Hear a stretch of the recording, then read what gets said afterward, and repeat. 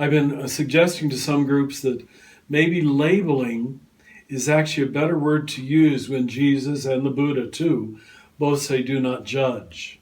Because we know there is a place for appropriate judgments, Mm-hmm. But labeling everything is actually an attempt to control it with your little system of understanding. Is it threatening to me? Is it not threatening to me? Wow. Is it for me or against me? So I call contemplation the change that changes everything. It's the pearl of great price. It tells you how to see, not what to see. And we have wasted so many centuries trying to convince people of dogmas and doctrines, we Catholics, which yes, we believe, but they believed it with a mind that was largely useless for spiritual purposes. Mm-hmm.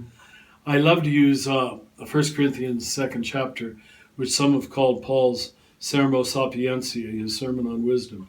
And if you remember, in that rather extended, somewhat convoluted logic, as Paul's often is, he says we must understand spiritual things in a spiritual way. Mm-hmm. And when Jesus says, "Oh, it sounds like is God planting in us misunderstanding? You will see but not understand," talking about the parables, Mm-hmm. You will know but you will not know. I think that's what he's talking about.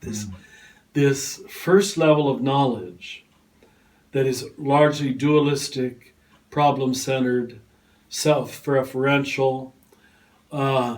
It cannot know things.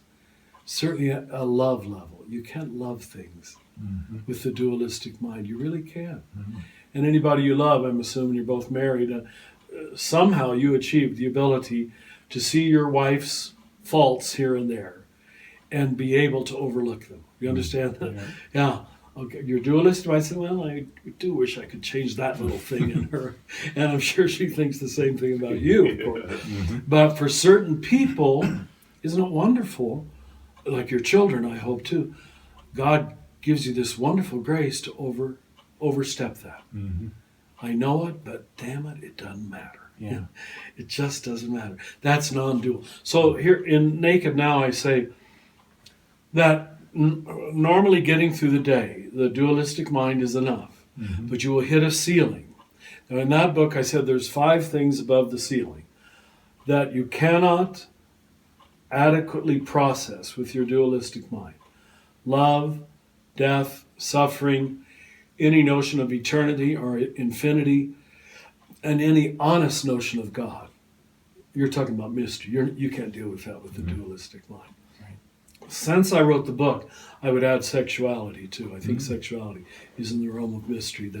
And why so much of our sexual morality has failed is because we tried to teach it rationally, as if you could. But you allow those 6 things to be beyond calculation, beyond, and put on your different thinking cap, as the nuns used to say to us.